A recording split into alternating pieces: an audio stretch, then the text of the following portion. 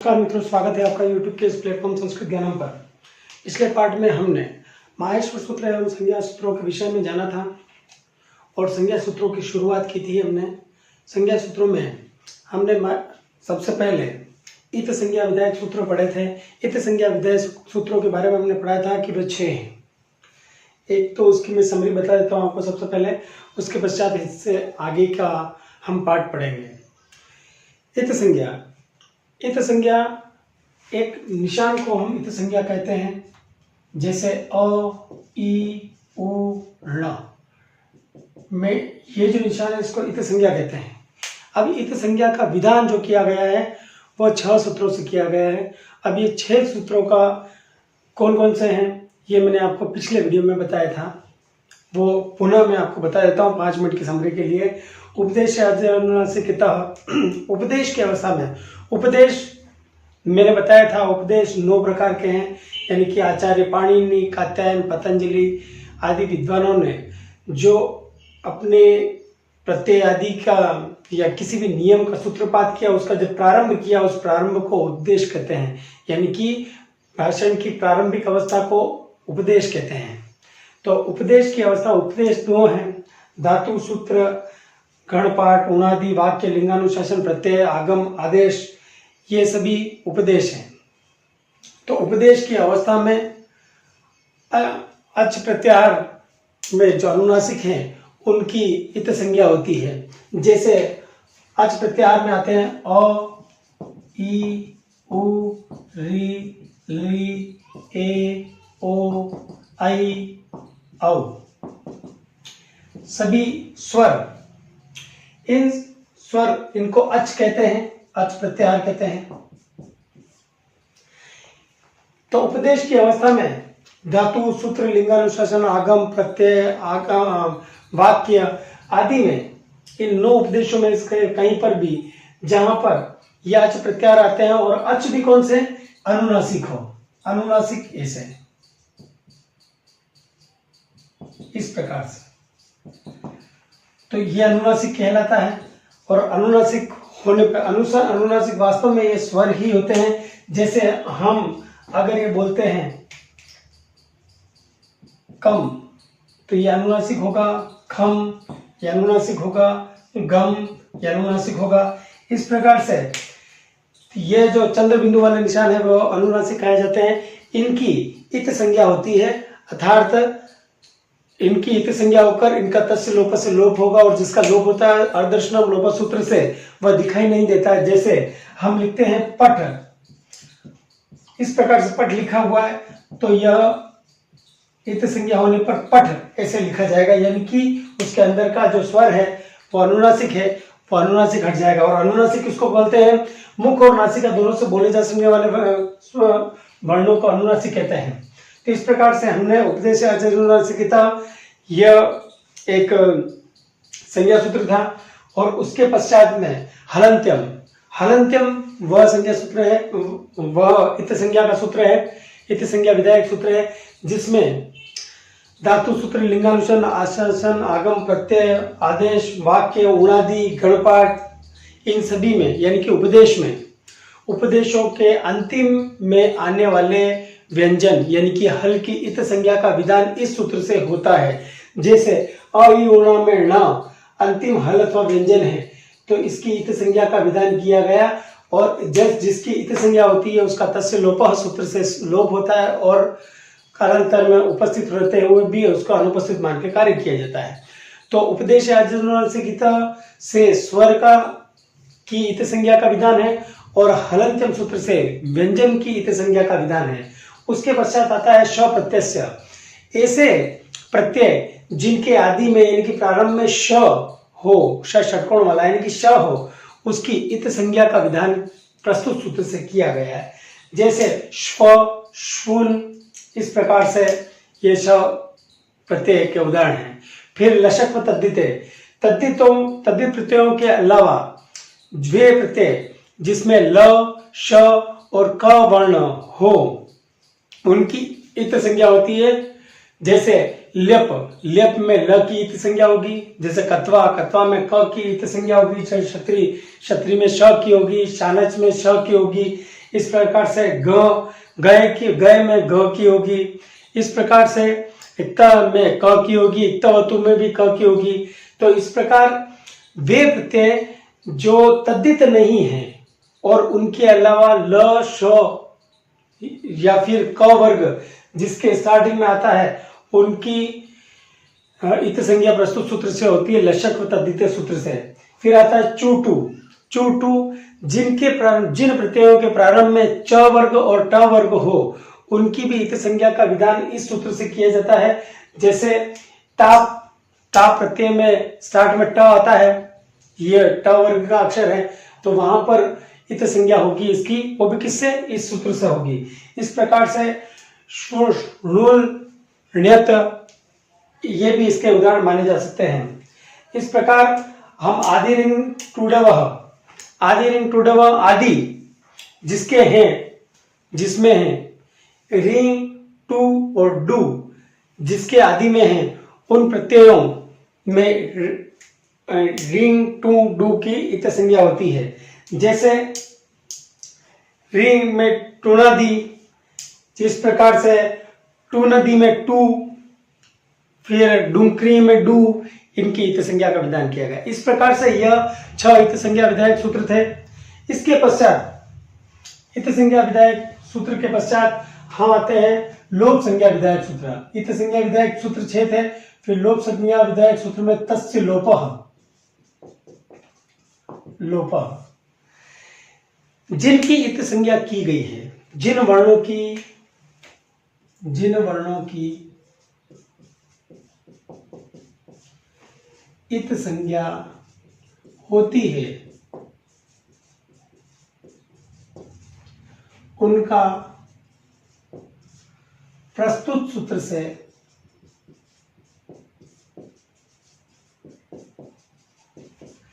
लोप किया जाता है। लोप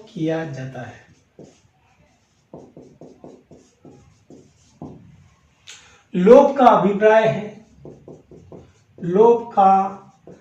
अभिप्राय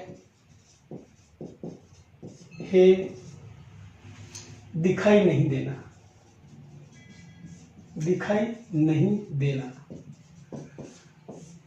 तो परीक्षा में आपके क्या पूछा जा सकता है, लोप संज्ञा का सूत्र कौन सा है, तस्य लोपः। ठीक है, हलंत्यम से किन वर्णों की इत संज्ञा होती है, हलंत्यम से अंतिम व्यंजन शब्द उपदेश में आए हुए अंतिम व्यंजन की इत संज्ञा होती है। फिर अंतिम अनुनासिक या अच की इत संज्ञा किससे होती है, तो उपदेश या अनुनासिक इतना सूत्र से होती है। धातु के प्रत्यय के प्रारंभ में आए हुए च या ट वर्ग की इत संज्ञा किस सूत्र से होती है, तो चूटू से होती है। इसी प्रकार से धातु के प्रारंभ में प्रत्यय के प्रारंभ में आए हुए श की इत संज्ञा किस सूत्र से होती है, तो श प्रत्यय से होती है। धातु के आदि में आए हुए रिंग टू या डू की इत संज्ञा किस सूत्र से होती है, आदि रिंग टू डव इस सूत्र से होती है। इस प्रकार के प्रश्न आपके आ सकते हैं। तो लोप संज्ञा का सूत्र कौन सा है, तस्य लोपः। तस्य लोपः में क्या होता है, जिन वर्णों की इत संज्ञा होती है उनका प्रस्तुत सूत्र से लोप किया जाता है। लोप का अर्थ होता है दिखाई नहीं देना। जैसे अ ई उ ण में अ ई उ ण में ण की इत संज्ञा हुई, उसका तस्य लोपः से लोप किया जाएगा। तस्य लोपः सूत्र से लोप हुआ। तो लोप होने का अर्थ है कि उसको नहीं गिनना। उसको जब भी अण प्रत्याहार बोला जाएगा तो उसका अर्थ अ ई उ से ही लिया जाएगा। इसके आगे का एक और सूत्र है अदर्शनम लोपः। ये लगभग एक दूसरे से जुड़े हुए हैं ये तीनों ही सूत्र। तो इसको पढ़ने से और भी आपको क्लियर हो जाएगा कि हो क्या रहा है। अदर्शनम लोपः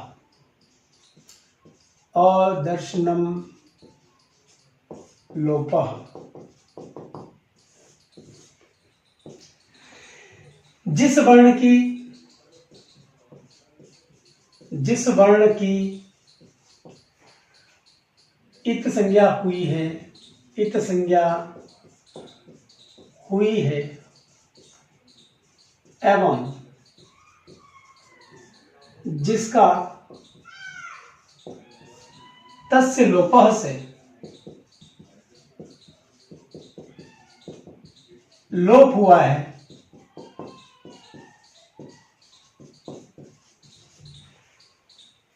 उसको यानी कि उस वर्ण के पुनः उपस्थित होने पर, पुनः उपस्थित होने पर अनुपस्थित मानकर कार्य किया जाता है, अनुपस्थित मानकर कार्य किया जाता है, कार्य किया जाता है। जैसे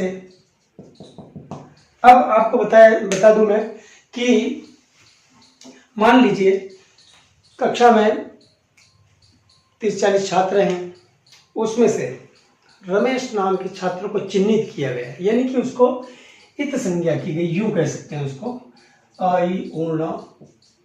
मान लो ये रमेश नामक छात्र है, इसको चुना, यानी कि चिन्हित करना यानी चुनना कि इसके साथ में कुछ ना कुछ होगा, चाहे वो अच्छा हो चाहे बुरा हो, तो उसको चिन्हित किया।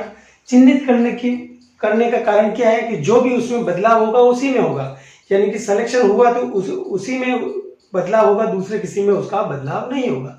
तो इस प्रकार से उसका सिलेक्शन करने पर उसके पश्चात उसकी तस्य लोप सूत्र से लोप हुआ, यानी कि उसको हटाया गया, उसको अपदस्थ किया गया, यूं कह सकते हैं। और अपदस्थ क्यों किया गया कि उसको इत संज्ञा हुई इसीलिए। अब उसको उपस्थित रहते हुए भी अनुपस्थित मान के काम करेंगे। जब उसको जैसे मान लीजिए गिनना नहीं है, किसी भी कारण से उसको महत्व नहीं देना है, तो उस परिस्थिति में क्लास में गिने जाएंगे कि कितने 40 बच्चे हैं। लेकिन जब कहीं पर जाने की बात हो रही है, जब कहीं पर किसी को सवाल पूछने की बात हो रही है, या फिर कहीं पर कुछ खेलने की बात हो रही है, कुछ भी है, तो जब सिलेक्शन की बारी होती है तो उस समय रमेश को नहीं गिना जाता है, तो वो कहलाएगा अदर्शनम लोपः, यानी कि उपस्थित रहते हुए भी अनुपस्थित मान के काम करना। तो हुआ क्या, सबसे पहले हल अंत्यम आदि सूत्रों से मान लो व्यंजन ही ले लो, हल अंत्यम से किसी व्यंजन अंतिम हल अथवा व्यंजन की इत संज्ञा हुई, उसका तस्य लोपः से लोप हुआ, तस्य लोपः से लोप हुआ। फिर पुनः उपस्थित होने पर अदर्शनम लोपः, अदर्शनम लोपः सूत्र से अनुपस्थित मान के काम करेंगे, यानी कि है नहीं है बराबर है। जैसे अण बोला तो अण जब भी बोला जाएगा प्रत्याहार तो अ ई उ, इससे अर्थ लिया जाएगा अण में ण को नहीं गिना जाएगा, जब गिनने की बारी आएगी केवल बोलने के लिए बोला जाएगा अण प्रत्याहार। इसी प्रकार से अच बोलेंगे तो सभी स्वरों को गिनेंगे लेकिन च को नहीं गिनेंगे। हल जब बोल रहे हैं तो सभी व्यंजनों को गिनेंगे लेकिन अंतिम ल को नहीं गिनेंगे। इस प्रकार से अंतिम जो वर्ण है माहेश्वर सूत्र में जिनकी इत संज्ञा हुई है उनको केवल बोला जाता है लेकिन उनको गिना नहीं जाता है। क्यों? क्योंकि जिनकी इत संज्ञा हुई है यानी कि जिनको चिन्हित किया गया है और तस्य लोपः से जिनका लोप हुआ है, पुनः उपस्थित होने पर उनको अनुपस्थित मानकर काम करते हैं। किससे? अदर्शनम लोपः सूत्र से। आशा है आपको ये समझ में आया होगा। उसके आगे फिर आगे का सूत्र है प्रत्याहार विधायक सूत्र है, प्रत्याहार संज्ञा का सूत्र है और वो सूत्र है आदिरंत्येन संहिता। आदिरंत्येन संहिता, आदिरंत्येन संहिता, यह संहिता संज्ञा का सूत्र है। यह संहिता संज्ञा का सूत्र है, संज्ञा का सूत्र है। यह संहिता संज्ञा का सूत्र है।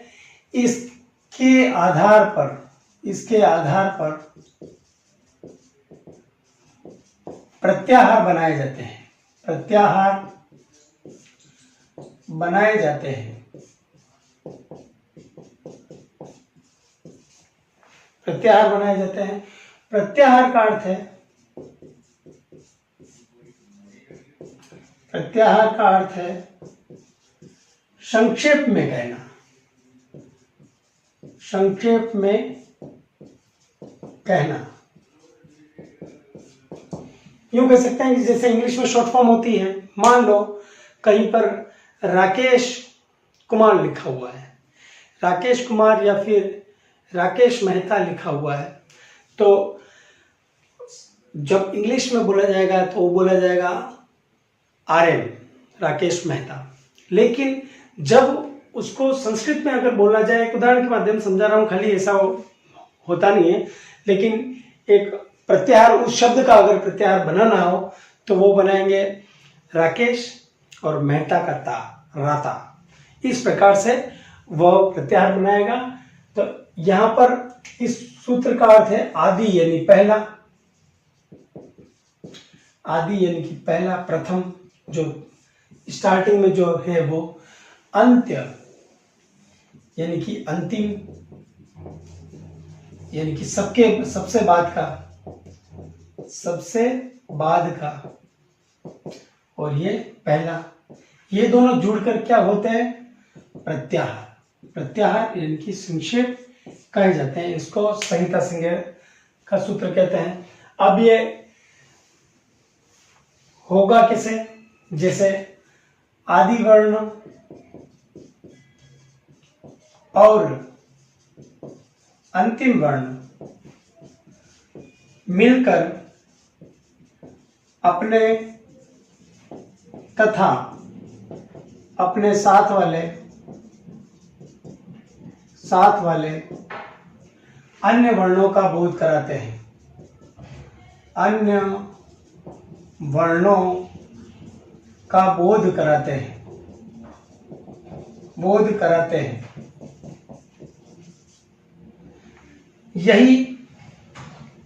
यह प्रत्याहार संज्ञा का सूत्र है, यह प्रत्याहार संज्ञा का सूत्र है, प्रत्याहार संज्ञा का सूत्र है। यह प्रत्याहार संज्ञा का सूत्र है, इसकी सहायता से प्रत्याहार बनाए जाते हैं। जैसे हम बोलते हैं अण, तो प्रत्याहार संज्ञा का सूत्र है अपने और अपने साथ वाले वर्णों का बोध कैसे कराएंगे? जैसे अण बोला जब भी, तो उसका अर्थ अ, ई, उ से लिया जाएगा, उ से लिया जाएगा। इसी प्रकार से किसी ने अच बोला, अच बोला, तो अच का अर्थ सभी स्वरों से लिया जाएगा, सभी स्वरों से अच का अर्थ लिया जाएगा। इसी प्रकार से हल बोला, तो हल के अंदर जो जो आने वाले हैं सभी व्यंजन है, उन सभी का अर्थ हल प्रत्याहार से लिया जाएगा। तो इस प्रकार से यह प्रत्याहार विधायक सूत्र है, प्रत्याहार संज्ञा का सूत्र है, इसकी सहायता से प्रत्याहार बनाए जाते हैं। और जब भी परीक्षा में ऐसा पूछा जाए कि प्रत्याहार संज्ञा का सूत्र कौन सा है, तो वहां पर लिखा जाएगा आदि रंत्यन संहिता। इस प्रकार से उससे आगे आता है उकालो अंजस्व दीर्घ प्लुतः, उकालो, उकालो अंजस्व, उकालो अंज ह्रस्व दीर्घ प्लुतः, उकालो अंजस्व दीर्घ प्लुतः,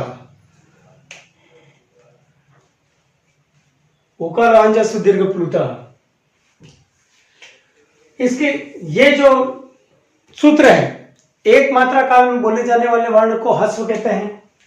एक मात्रा काल में, एक मात्रा काल में बोले जा सकने वाले वर्ण ह्रस्व कहलाते हैं, कहलाते हैं। दो मात्रा काल में बोले जा सकने वाले वर्ण दीर्घ कहलाते हैं तथा 3 मात्रा काल में बोले जा सकने वाले वर्ण प्लूत कहलाते हैं। अब एक मात्रा काल क्या है? जैसे अ,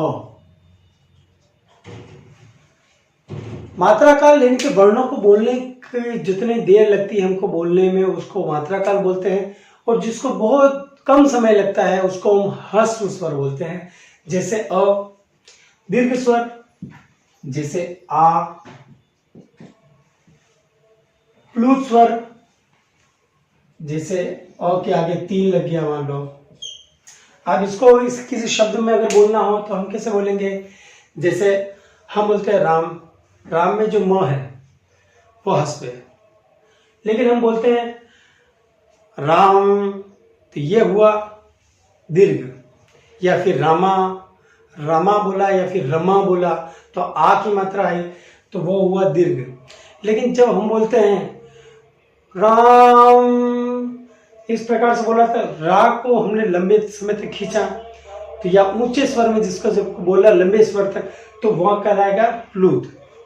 इस प्रकार से संस्कृत में जैसे प्रश्न ऐसा भी आ सकता है कि मूल स्वर कितने हैं। मूल स्वरों के बारे में बता दूं मैं आपको। मूल स्वर 5 हैं। कौन कौन से? अ, ई, उ, री, ली। मूल स्वर 5 है। और केवल दीर्घ स्वर कितने बनते हैं? दीर्घ स्वर आ, ई, उ, री, ए, ओ, आई, औ। मूल स्वर तो हो गए 5, दीर्घ स्वर हो गए 8। मिश्रित स्वर, फिर मिश्रित स्वर होते हैं ए, ओ, आई, औ। ये मिश्रित स्वर है, ये हुए 4। अब ये मिश्रित स्वर किसे है? तो अ प्लस ई, इन दोनों के मिलने से गुण होता है और ए बनता है। अ प्लस उ, इन दोनों को मिलाने से गुण होकर ओ बनता है। अ और ए, इन दोनों के मिलने से फिर आई, और अ प्लस ओ, इन दोनों को मिलने से औ। तो इस प्रकार से मिश्रित स्वर है और ये 4 है। इसके पश्चात अब ये तो हुई स्वरों से संबंधित जानकारी। लेकिन अगर ऐसा पूछ ले कि संस्कृत में कुल स्वर कितने हैं, तो कुल स्वर देखा जाए ये तो मिश्रित तो 4 हुए और मूल 5 हुए, तो 5 और 4 9, तो 9 हुए कुल स्वर। ठीक है। लेकिन वो घुमा फिरा के ऐसा पूछ ले कि ह्रस्व दीर्घ इन सभी के संयुक्त रूप से कितने स्वर बनते हैं, तो उस परिस्थिति में ह्रस्व 5 बनते हैं, दीर्घ 8 बनते हैं। 8 और 5 13 स्वर बनेंगे। तो ये डिपेंड करता है कि परीक्षक या परीक्षा में किस प्रकार से आपको पूछा जा रहा है। अगर ऐसा पूछा जाए कि मूल स्वर कितने हैं तो 5, केवल ऐसा पूछा जाए दीर्घ स्वर कितने हैं तो 8, ऐसा पूछा जाए मिश्रित स्वर कितने हैं तो 4, अगर ऐसा पूछा जाए कि ह्रस्व और दीर्घ के को मिलाकर कुल स्वर कितने बनते हैं संस्कृत में तो 13, क्योंकि 8 तो दीर्घ हो गए और 5 मूल स्वर हो गए, ह्रस्व हो गए। इस प्रकार से ये हमने देखा। तो उकार अंजस दीर्घ प्लुतः, ये जो सूत्र है इससे हमने सीखा कि एक मात्रा काल में बोले जा सकने वाले वर्ण को ह्रस्व कहते हैं, 2 मात्रा काल में बोले जा सकने वाले वर्ण को दीर्घ कहते हैं, और 3 मात्रा काल में बोले जा सकने वाले वर्ण को प्लूत कहते हैं। तो ये इसको ह्रस्व संज्ञा का सूत्र बोल दो या दीर्घ संज्ञा का सूत्र बोल दो या प्लुत संज्ञा का सूत्र बोल दो, जैसे भी घुमा क्या है उसका सूत्र यही बनेगा। फिर आता है उदात्त, उच्चैरुदात्त बोलते हैं इसको, उच्चैरुदात्त। उदात्त संज्ञा का सूत्र है मुख में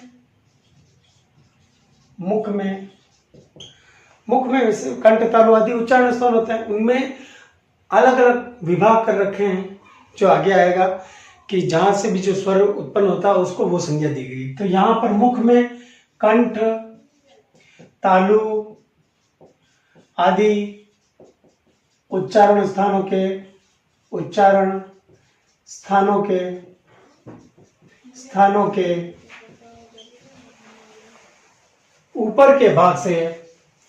के भाग से जो वर्ण उच्चारित होते हैं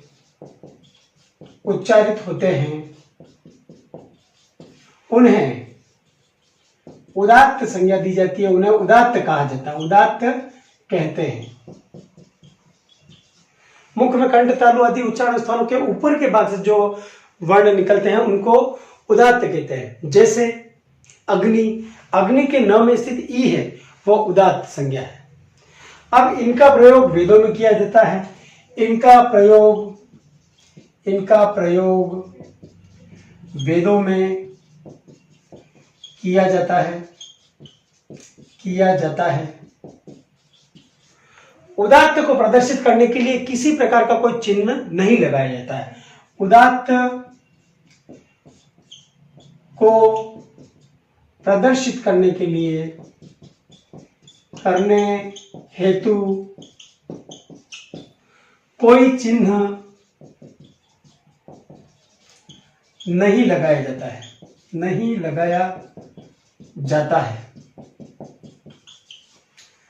जैसे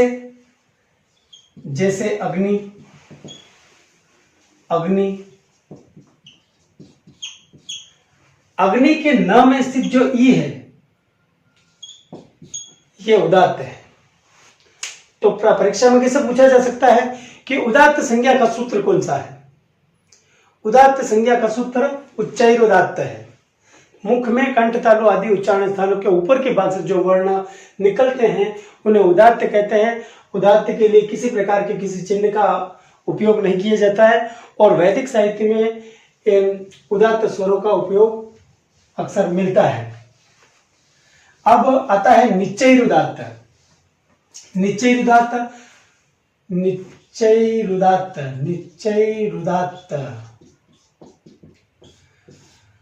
इसको अनुदात्त संज्ञा कहते हैं।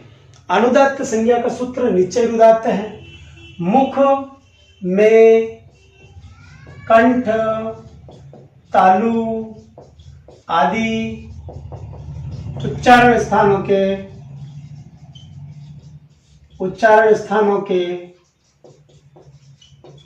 नीचे के भाग से जिन वर्णों का उच्चारण होता है उन्हें अनुदात्त कहते हैं। अनुदात्तः कहते हैं। जैसे राम के म में स्थित अ जो है वो अनुदात्त है। इसका वेदों में प्रयोग किया जाता है। वेदों में उपयोग होता है। इसको प्रदर्शित करने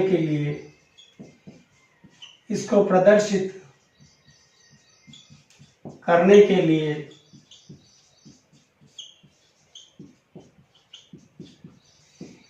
इसके नीचे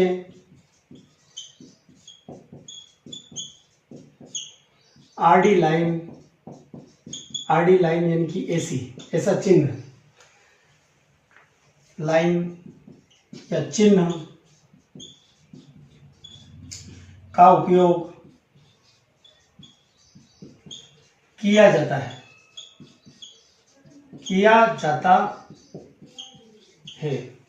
ठीक है।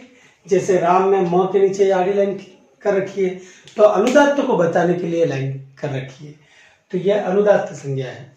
तो फिर से बताता हूँ क्या होता है अनुदात्त, इसका सूत्र। अनुदात्त संज्ञा का सूत्र है निश्चयानुदात्त, मुख में कंठ तालु आदि उच्चारण स्थानों के नीचे के भाग से जो वर्ण उच्चारित होते हैं उन्हें अनुदात्त कहते हैं। इसका प्रयोग वेदों में ही किया जाता है और इसको प्रदर्शित करने के लिए इसके नीचे एक आड़ा चिन्ह बनाया जाता है, आड़ी लाइन बनाई जाती है, तो उससे पता चले कि यह स्वर नीचे है। तो जैसे राम में म, तो यह हुआ निश्चयानुदात्त सूत्र। फिर आता है समाहार स्वरित। समाहार स्वरित, समाहार स्वरितः, मुख में कंठ तालु आदि उच्चारण स्थानों के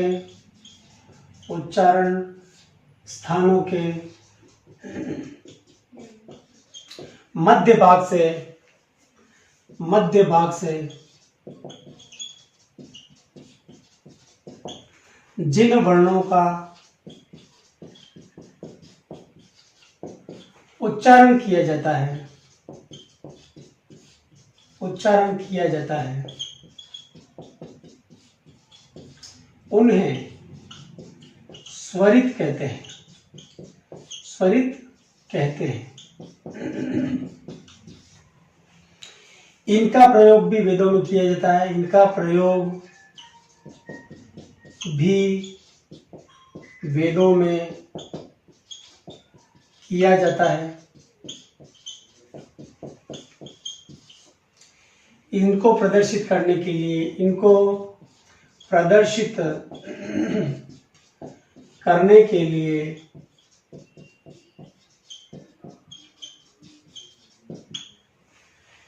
इनके ऊपर खड़ी लाइन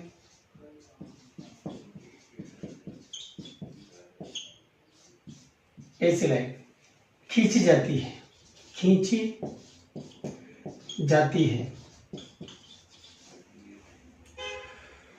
तो मुख में कंठ तालु आदि उच्चारण स्थानों के ऊपर के भाग से जो वर्ण उच्चारित होते हैं उनको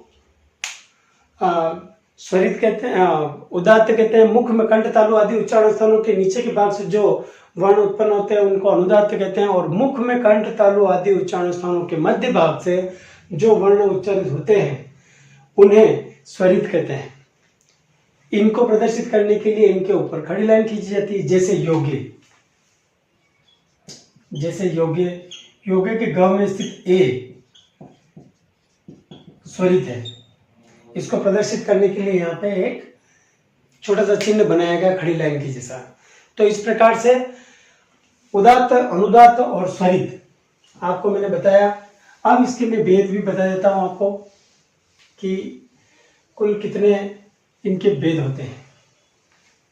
तो सबसे पहले मैं आपको बताऊं अ, ई, उ, री, आई, उ, री। अ, ई, उ सबसे पहले जैसे हमने लिया अ है, क्रमशः उदात्त, अनुदात्त, स्वरित। जैसे अ को ले लिया सबसे पहले, उदात्त, अनुदात्त, स्वरित। फिर अ में यह हस्व, फिर दीर्घ, फिर आया प्लूत। यानी कि हस्व कहते हैं एक मात्रा काल को, दीर्घ कहते हैं दो मात्रा काल को, और प्लूत कहते हैं तीन मात्रा काल को। अब आई उ र, अ, ई, उ, री, इनके कितने 18 भेद हैं, 18 भेद हैं। अब ये 18 भेद कैसे हुए? उदात्त, अनुदात्त और स्वरित, अनुनासिक और अनुनासिक, अनुनासिक, अनुनासिक, फिर आया अननुनासिक, अनुनासिक। कौन से हुए? यह जो हुए हस्व, अनुनासिक और अनुनासिक। फिर वापिस दीर्घ है, अनुनासिक, अनुनासिक, फिर अनुनासिक, अननुनासिक, फिर प्लूत, अनुनासिक, अननुनासिक।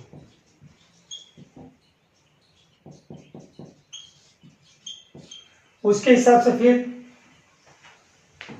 इसके भेद होते हैं उदात्त, अनुदात्त, स्वरित। उदात्त, अनुदात्त, स्वरित आते, उदात्त, अनुदात्त, स्वरित, फिर उदात्त, अनुदात्त, स्वरित, उदात्त, अनुदात्त, स्वरित। अब इसमें क्या है, जैसे हस्व है, हस्व अ है, पहले इसका उदाहरण लिया अपन ने, अनुनासिक, अनुनासिक और अननुनासिक। अनुनासिक कौन से होते हैं? मुख में कंठ, मुख क्या, अनुनासिक जो केवल मुख की सहायता से बोले जाते हैं वो अनुनासिक है। अननुनासिक जो केवल मुख से बोले जाते हैं, अनुनासिक जो मुख और नाक दोनों से बोले जाते हैं वो अनुनासिक कहलाते हैं। तो जैसे हम उदात्त हो गया, उदात्त संज्ञा हो गई। अब उदात्त के लिए हम कोई भी चिन्ह का उपयोग नहीं करते हैं। अनुदात्त हो गया, जैसे तो ये हुआ अनुदात्त। इसके लिए, इसको प्रदर्शित करने के लिए इसको इसके नीचे आड़ी लाइन खींचेंगे। फिर आता है स्वरित, तो वो दोनों का मिश्रण तो इस प्रकार से इसको प्रदर्शित करने के लिए खड़ी लाइन खींची जाएगी। उसी में फिर अनुनासिक आता है, जैसे मुख, नासिका, वचनो, अनुनासिक। तो मुख और नासिका दोनों की सहायता से जो बोले जाते हैं वो उदात्त, जैसे जैसे इसी प्रकार से इस प्रकार से इसके ह्रस्व स्वर के, दीर्घ स्वर के और प्लुत स्वर के, ये अनुनासिक, अनुनासिक और ह्रस्व, दीर्घ, प्लुत मिला के एक एक अक्षर के, यानी कि जैसे अ है तो अ के उदात्त, अनुदात्त, स्वरित, उदात्त, अनुदात्त, स्वरित, अनुनासिक, अननुनासिक, ह्रस्व हो गया। फिर वापिस उदात्त, अनुदात्त और स्वरित, फिर उदात्त, अनुदात्त, फिर स्वरित। तो वही अनुनासिक दीर्घ में भी हुआ उदात्त, अनुदात्त, स्वरित, अनुनासिक, अननुनासिक दीर्घ भी हुआ उदात्त, अनुदात्त, स्वरित। तो 6 और 6 12। फिर यहां पर प्लुत जो होता है वह भी उदात्त, अनुदात्त और स्वरित। इस भेद से 3 प्रकार का ये भी हुआ। फिर अननुनासिक है वह भी उदात्त, अनुदात्त और स्वरित। इस तरह से एक ही जो स्वर है, जैसे अ, तो वह 18 प्रकार का हुआ। ठीक है, उसमें उसके भेद क्या है? ह्रस्व अ, फिर दीर्घ अ, फिर प्लुत अ। तो इस प्रकार से अ के कितने भेद हुए? ह्रस्व, द्वर्ग, दीर्घ, प्लुत प्रकार से 3 भेद हुए। यानी कि अ को हम ह्रस्व अ बोल सकते हैं, आ दीर्घ बोल सकते हैं, आ ऐसे प्लुत बोल सकते हैं। फिर उसके अंदर उसके 3 भेदों में से सबसे ह्रस्व, दीर्घ, प्लुत के भी 3 भेद हैं। कम से कम ह्रस्व के 6, दीर्घ के 6 और प्लुत के 6। इस प्रकार से कुल स्वर के कितने भेद हुए? 18 भेद हुए। किस किस के? अ, ई, उ, री के 18 भेद है। लेकिन फिर ए ओ आई औ जो होता है, ए ओ आई औ, ए ओ आई औ में हस्व नहीं होता है, तो हस होता नहीं है ए ओ आई औ, तो इसके 12 भेद होंगे। ए ओ आई औ इसके क्रमशः मात्रा के दृष्टिकोण से, उच्चारण के दृष्टिकोण से 12 भेद हैं। उसमें हस्व नहीं होता मिश्रित स्वर में, ये हमेशा दीर्घ ही होते हैं। ठीक है, तो दीर्घ और प्लुत होते हैं। इसी प्रकार से जो ली होता है, ली के भी 12 ही भेद होते हैं, ली के भी 12 भेद ही होते हैं, ली के 12 भेद होते हैं। तो इसमें क्या होता है कि इसमें दीर्घ नहीं होता है, री दीर्घ नहीं होता है, ये केवल हस्व और प्लुत होता है सीधा। तो इस प्रकार से इसके भी 12 भेद हैं।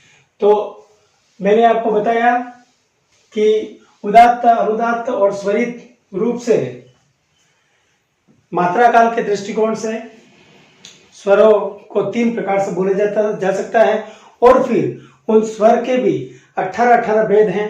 मूल स्वरों के 18 भेद हैं, उसमें से ली को छोड़ देते हैं हम।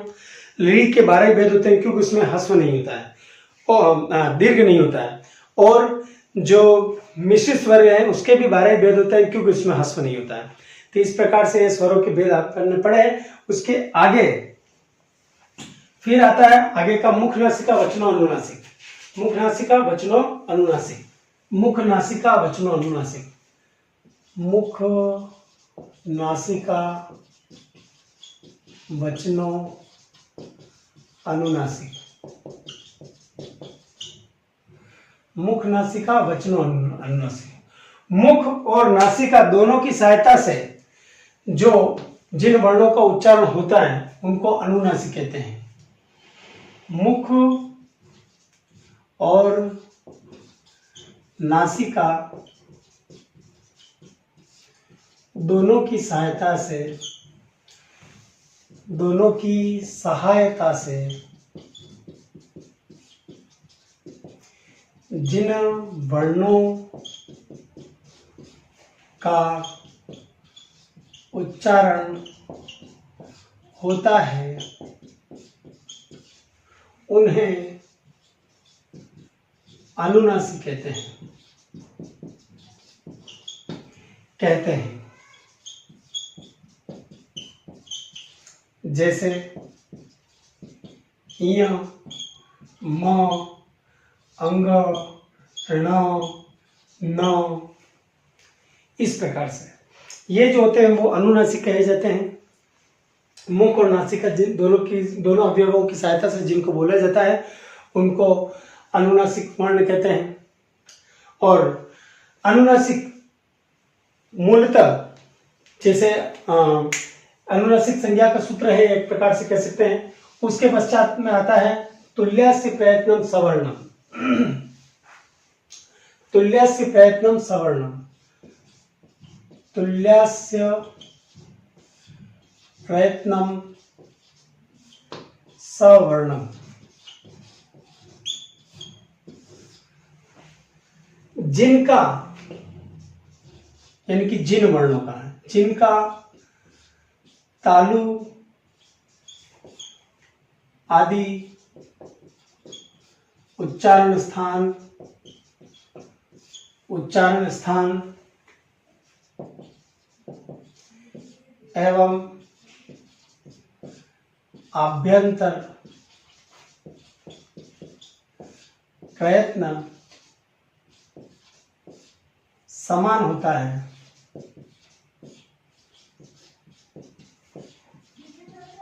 उनकी परस्पर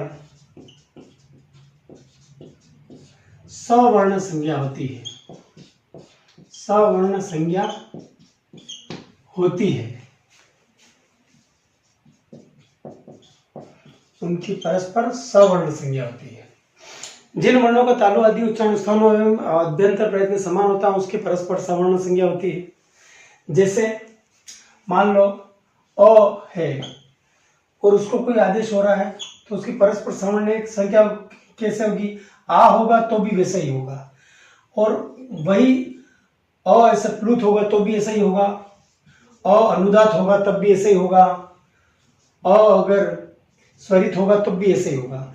यानी कि तालु आदि उच्चारण स्थानों एवं आभ्यंतर प्रयत्नों जिनके समान होते हैं उनकी परस्पर सवर्ण संज्ञा होती है। जैसे री और ली, इन दोनों का तालु आदि अभ्यंतर प्रयत्न समान है, तो आचार्य पाणिनि ने इनकी भी परस्पर सवर्ण संज्ञा की है। तो ऐसा पूछा जा सकता है।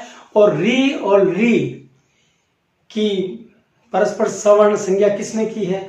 तो परस्पर सवर्ण संज्ञा का विधान आचार्य पाणिनि ने कहा है री और ली का।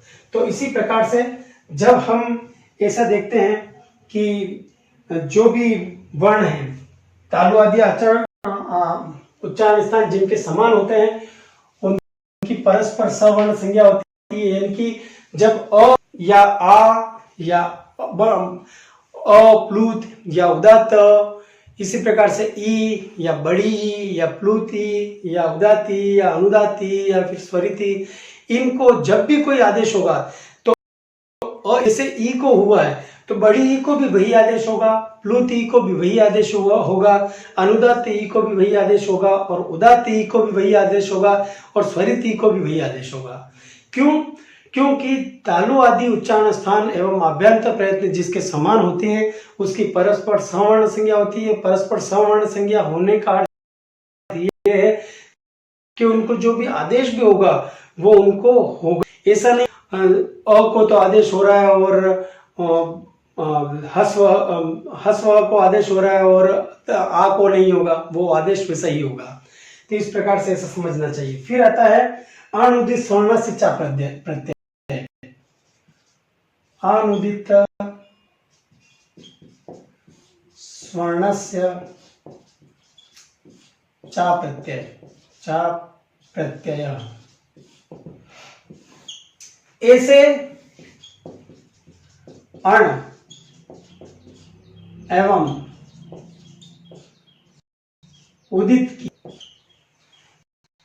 उदित की परस्पर सवर्ण संज्ञा होती है। ऐसे अण एवं उदित की परस्पर सवर्ण संज्ञा होती है। अब जैसे अण किसको बोलते हैं? अण अण में आएगा अ, ई, उ, री, ली, ए, ओ, आई, औ, ह, व, र, ल। तो ऋणा तो प्रत्याहार का हो गया। तो इस प्रकार से ये कहलाता है अण एवं उदित। उदित में सभी व्यंजन आ गए, कु चु टू तु पु, कु चु टू तु पु, 2500 व्यंजन उदित। तो ऐसे अण एवं उदित की परस्पर सवर्ण संज्ञा होती है। जैसे हम कहते हैं कि इको यंची सूत्र है, इको यंची सूत्र में ई ओ री ली, इको यंची सूत्र है मान लो। इसमें अविधीयमान क्या है?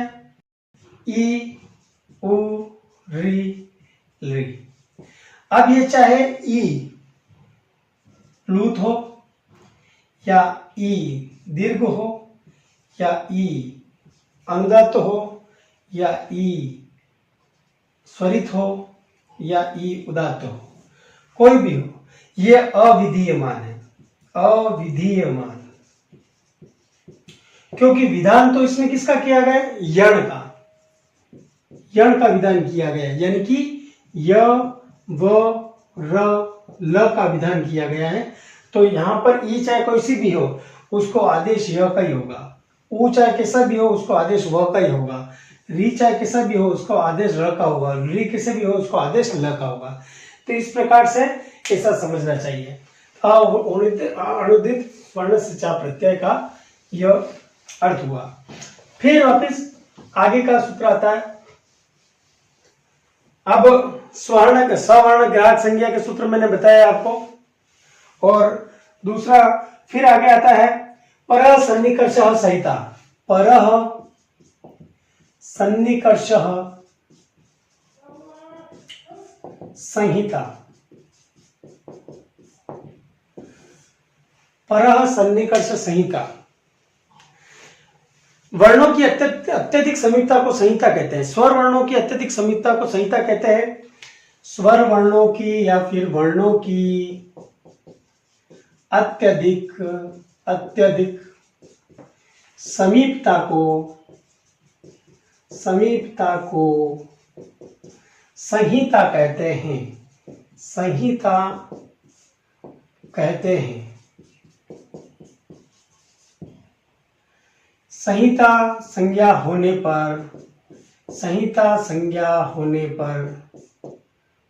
पर संधि आदि कार्य का विधान किया गया है।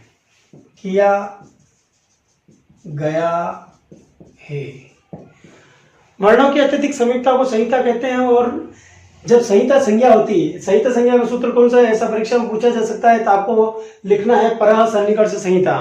वर्णों की अत्यधिक समीपता को संहिता कहते हैं। और संहिता संज्ञा होने पर संधि आदि कार्य होता है, जैसे सुधि धन उपास्य। सुधि धन उपास्य, यहां पर ई आया है, ई के पश्चात ऊ आया है, तो स्वर वर्णों की अत्यधिक समीपता हो गई। तो दूसरे शब्दों में ऐसा भी कह सकते हैं अपन, स्वर वर्णों की अत्यधिक समीपता को संहिता कहते हैं। तो यहाँ पर एक स्वर वर्ण आया, उसके पश्चात दूसरा स्वर वर्ण आया, ऐसी स्थिति में स्वर संधि होकर शुद्ध्युपास्य रूप बना। शुद्ध्युपास्य ऐसा रूप बना। तो हम क्या कहते हैं, संहिता संज्ञा का सूत्र कौन सा है, परः सन्निकर्ष संहिता। वर्णों की अत्यधिक समीपता को संहिता कहते हैं। और स्वर वर्णों की अत्यधिक समीपता संहिता कहलाती है। और संहिता संज्ञा होने पर संधि आदि कार्य होता है। फिर आता है हलोंतरा संयोग।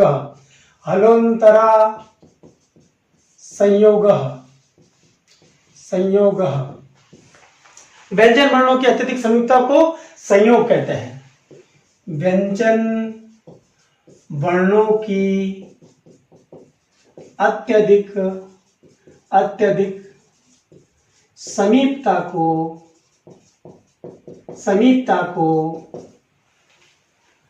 संयोग संज्ञा कहते हैं।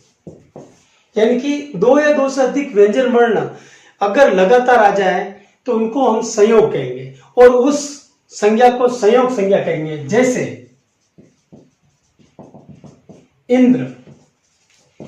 इंद्र में क्या हुआ, इंद्र में न, उसके पश्चात द, ये दोनों आए। बिना स्वर व्यवधान क्या है, तो अपन दूसरे अर्थों में क्या लिखेंगे, स्वर वर्णों के व्यवधान के बिना दो या दो से अधिक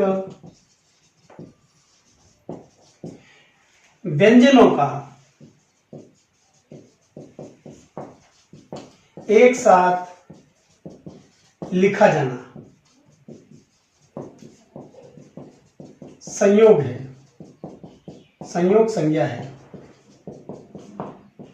एक साथ का अर्थ है क्रमबद्ध। जैसे इंद्र में है, न आया पहले, उसके बाद में द आ गया, तो ये ई नहीं है, द है, तो आधे न के बाद में द आ गया, तो बिना स्वर व्यवधान क्या है। और इसको पहचानने का एक तरीका भी है, जहां पर भी ये संयोग संज्ञा होगी वहां पर लगातार व्यंजन आया जाएगा, और वो एक व्यंजन होगा, हमेशा आधा होगा। क्यों? क्योंकि स्वर व्यवधान के बिना जो भी व्यंजन आता है, व्यंजन हमेशा आधा ही होता है और स्वर लगने से पूर्ण होता है। इतना आपको इसको समझना चाहिए। तो आपको अगर पूछा जाए संहिता संज्ञा का सूत्र कौन सा है, तो परः सन्निकर्ष संहिता। संयोग संज्ञा का सूत्र कौन सा है, तो हलोंतरा संयोग। अब आगे का सूत्र है सुप्त्यंतम पदम। सुप्त्यंतम पदम, सुप्ति अंतम पदम, सुप्ति अंतम पदम। यह पद संज्ञा का सूत्र है, यह पद संज्ञा का सूत्र है, यह पद संज्ञा का सूत्र है। इसकी सहायता से पद बनाए जाते हैं, पद बनाए जाते हैं। अब यह पद संज्ञा का सूत्र कैसा हुआ? संस्कृत में ऐसा माना जाता है, न प्रयुंजति पद, जो पद नहीं है उसका प्रयोग नहीं करना चाहिए। अब सूप कहलाते हैं शब्दों के रूप, शब्दों के रूप को सूप आदि प्रत्यय कहते हैं।